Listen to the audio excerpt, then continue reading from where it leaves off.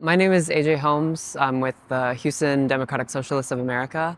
And I came to environmental justice just by living in Houston all my life and seeing the city be hit by a number of climate change fueled disasters. Um, yeah. Largest roadblock that we face as eco-socialist organizers and as organizers for climate justice is that there is a lot of acceptance and complacency of the way things are.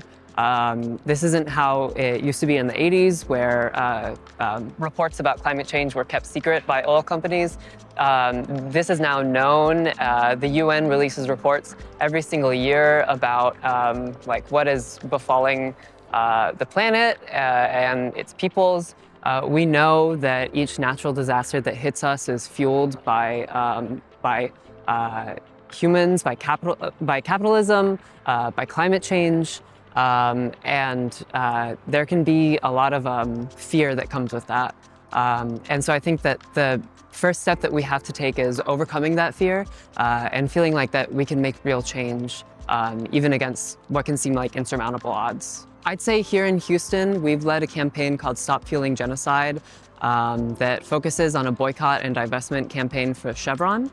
Chevron is the #1 energy supplier to Israel during the Gazan genocide over the past year and a half. And one of our goals has been to get Chevron to divest from their Israeli assets.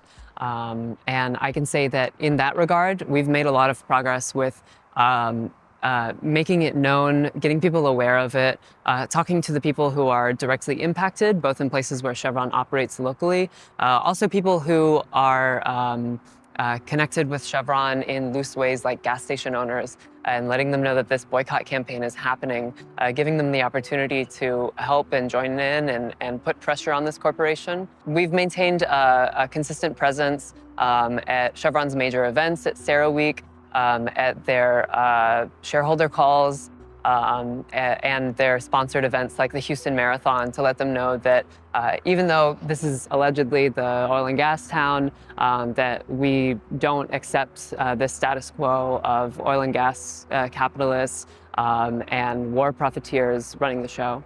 You know, not only is Chevron fueling the genocide in Gaza directly with their assets in the Eastern Mediterranean Sea, but they have a majorly polluting plant, the Baytown Chevron Phillips refinery is one of the most polluting in the state, along with other facilities that they have in Pasadena. Life expectancy in the neighborhoods that surround this can drop by 10s or 20s just by going over in a zip code. And this really is by design. This isn't an accident of how they do this, of how they plan their business. This isn't an accident. They intentionally push racialized people, Black and brown people, into these communities. They either get gentrified out of the areas that aren't polluted and unsafe to be around, or just have to live in these areas like the Ship Channel, like Pasadena, like Baytown, and making it so they're more likely to contract cancer, various like respiratory diseases, making it dangerous and nearly unlivable for these people.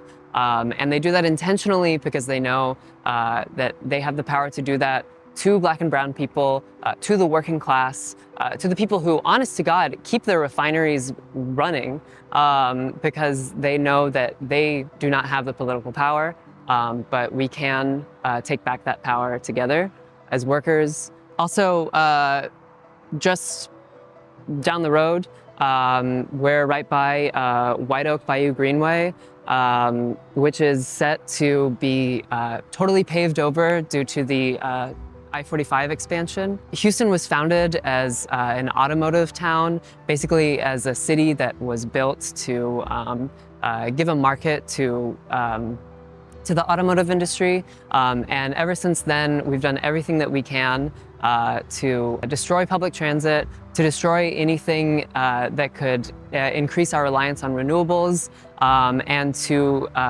fund and fuel the auto industry, regardless of whether it makes traffic better, regardless of whether it does anything that they say that it'll do. It'll make their friends rich, and that's why they're doing it. That's why they're tearing up our neighborhoods, they're dividing it, and they're now currently trying to expand Interstate 45 and cause irreparable damage to our local environment here on White Oak Bayou. Yeah. I try to remember the really insightful quote that we are not outnumbered, we're outorganized. We're facing some really extremely wealthy, extremely powerful, small group of people, but as a whole, as workers, as tenants, as people who have a stake in the continuation of our planet and the world as we know it, we are the majority, and we have the power to affect the kind of change that we want to see. We have the power to make an eco-socialist future a reality, really, we have the potential there to overturn this current status quo, to fight back against these polluters and against these, oil and gas capitalists.